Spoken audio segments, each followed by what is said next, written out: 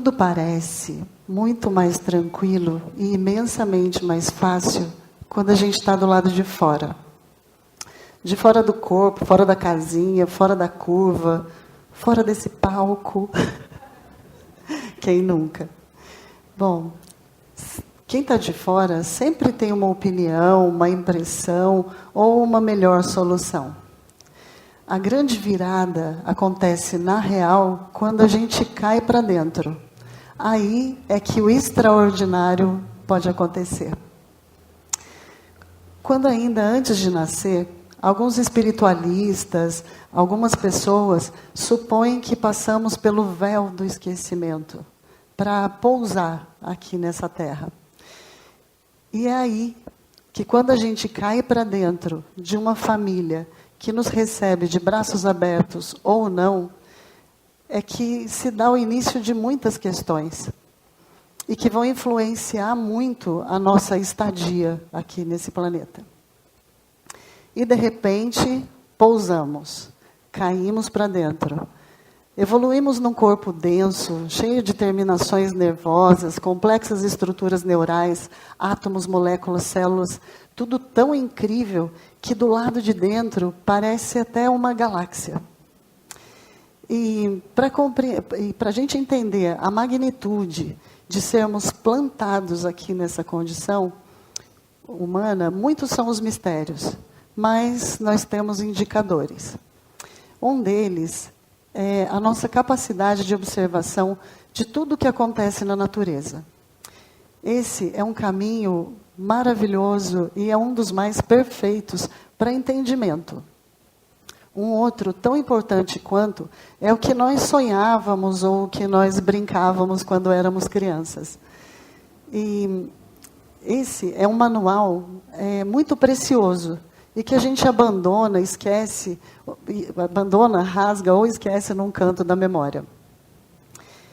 Enfim, Marcelo Gleiser, um importante físico do nosso país, ele fala que Marte é um deserto gelado.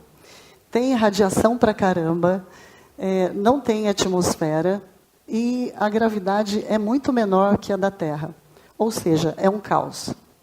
Já Vênus, o planeta do amor, a sua beleza cantada em verso e prosa, tem temperatura de 500 graus. Tem muito ácido sulfúrico e, segundo seus estudos, tem cheiro de ovo podre. Ou seja, nesse caso, que maravilha, né? Que bênção estarmos do lado de fora. Já a Terra, onde pousamos, é um oásis em meio a mundos mortos, onde a vida pulsa e transborda em milhões de micromundos. E do micro ao macro, tudo é encantamento. Bem, toda essa conversa para contar aqui para vocês que o quintal onde eu cresci me deu muita informação silenciosa de como coexistir nessa configuração humana. E eu era uma criança um pouco diferente, sim. Eu tinha uma lupa no lugar da retina. E eu estava sempre atrás de uma trilha de formiga, ou tentando entender a aerodinâmica do voo da abelha, ou ainda tentando me encaixar em algum tronco de abacateiro para contemplar e analisar os raios do sol. Sim, essa criança, ela era cientista, ela jurava que era. E já pré-adolescente, eu saía em aventuras com meu pai, para ver de perto planícies e planaltos que a gente costumava ver nos livros de geografia. E era muito bom. Eu viajei pelo sertão e eu fazia amizade com muita facilidade. Então eu vi muita coisa bonita nesse país lindo e imenso. Mas eu vi também muita atrocidade, como as dos tratores, que com as suas correntes atreladas e se movimentando em paralelo, iam derrubando árvores e tombando a floresta amazônica, sem nenhuma piedade. Era um rasgo no bioma e no meu coração. E eu me perguntava, por quê? Para quê? Enfim, eu imaginei que assim, eu precisava fazer algo. Eu acreditava que eu tinha que fazer algo. E aí eu ficava pensando, eu moro longe da Amazônia, mas se eu cuidar da floresta, da Mata Atlântica, o que eu fizer aqui com potência, com força, com garra, há de chegar até lá. Vai vibrar, vai chegar até lá. E aí, é isso, bora. Vamos estudar, então, e tentar reverter essa situação. E aí, vou eu para onde? Para a escola agrícola. Escola agrícola que, assim, 3 anos fascinantes. Dendrologia, silvicultura, estrutura física de solo e todos os elementos que eu precisava para cumprir o meu propósito, reflorestar o planeta. Enfim, e também foi nessa escola, aqui no centro da nossa cidade, que eu tive a honra de conviver com agricultores que, com a sua grandeza, com a sua sabedoria e com a sua simplicidade, me ensinaram muito. E eu olhava para eles e pensava, gente, eles podiam ser os líderes do mundo. Certamente nós estaríamos muito mais protegidos. Enfim, estou pronta. Agora é botar o plano em prática. Nos unimos numa trindade, a Mira, Felipe e eu. Éramos nós em favor da vida e da vida de todos nós. E segundo Gandhi, um pacifista incrível do nosso tempo, ele dizia que a gente nunca deve lutar contra nada. A gente sempre deve lutar em favor de algo. Bom, se isso fez diferença na minha vida, eu penso que sim. Porque era muito bom cultivar a paz do lado de dentro para fazer o que a gente precisava fazer. Sermos os melhores reflorestadores de floresta do mundo. Se a gente se achava um pouco herói, sim, a gente se achava muito herói. E assim, entre planejamentos e desenvolvimento dos trabalhos, a gente trabalhava demais. E, enfim, desculpa, a gente trabalhava muito. E assim, embora nós estivéssemos muito focados na missão, a gente sabia que a violência na cidade era um fator de preocupação. Muita desigualdade, criança na rua e uma corrupção que deixava muitos feridos pelo país. E não era diferente aqui. Então, assim, a gente tinha muito desejo de fazer muitas coisas.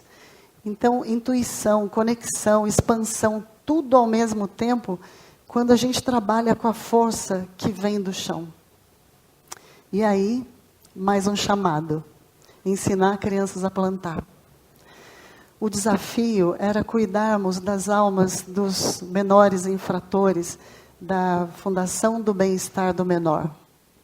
A temida FEBEM.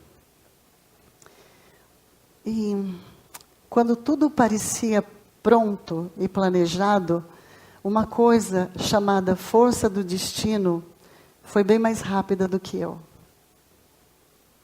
Não deu tempo. Numa explosão de violência, justamente no dia em que estava tudo preparado para eu ir, eu assisti o horror no noticiário de TV. Em imagens ao vivo e em cadeia nacional. E diante desse horror, eu pude sentir o gosto de sangue na minha boca. Eu demorei demais, perdida na certeza do caminho que já estava determinado. Desculpa.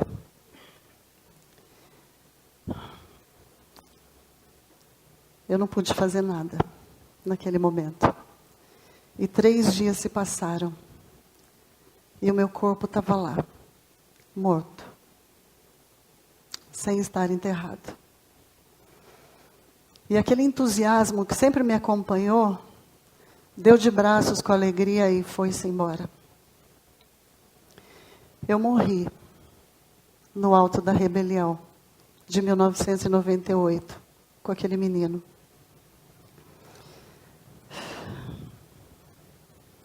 Mas o sagrado de quem planta nunca abandona sua alma. E meio que de trás para frente, um grande amigo, também Marcelo Sabac, que costuma me dar frases de presente, me disse: toda criança toda criança gosta de presente, mas toda criança precisa de futuro. A primeira vez que eu ouvi essa frase, eu lembrei da minha própria criança, que naquela época quase me abandonou. Ou eu a ela, vai saber.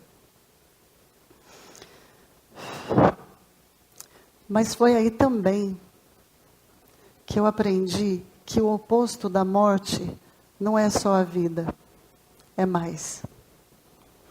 É o nascimento, é o renascimento.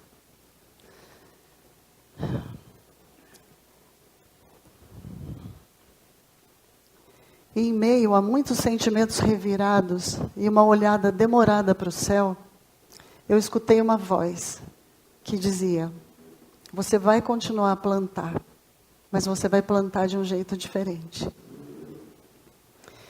E numa mistura de epifania e EQM, sabe aquela sensação de quase morte, onde a vida passa pelos seus olhos, e tudo que eu vivi, e tudo que eu passei, me fez muito sentido. E me trouxe até aqui. Eu renasci. E eu me lembro de uma citação do Betinho, um sociólogo fantástico, muito necessário. Quando não vejo na criança uma criança, é porque alguém a violentou antes. E o que eu vejo é o que sobrou de tudo que lhe foi tirado. Essa que vejo na rua, sem pai, sem mãe, sem casa, cama ou comida. Essa que vive na solidão das noites, sem gente por perto, é um grito, é um espanto. Diante dela, o mundo devia parar e começar um novo encontro. Porque a criança é o princípio sem fim. E o seu fim é o fim de todos nós.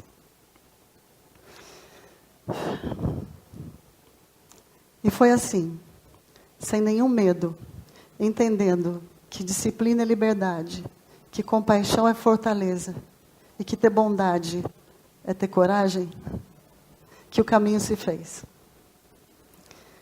Primeiro eu e depois nós. O Guri na Roça, ou a Associação Educacional e Assistencial Guri, nasceu em 19 de 9 de 1999, como um projeto de educação ambiental.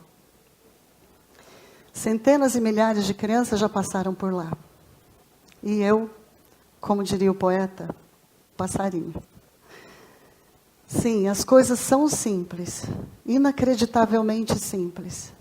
Se sairmos da margem e cairmos para dentro real, nós seremos muito mais do que um simples recorte. Nós seremos suporte, seremos norte, amor e muita sorte, por onde quer que a gente vá.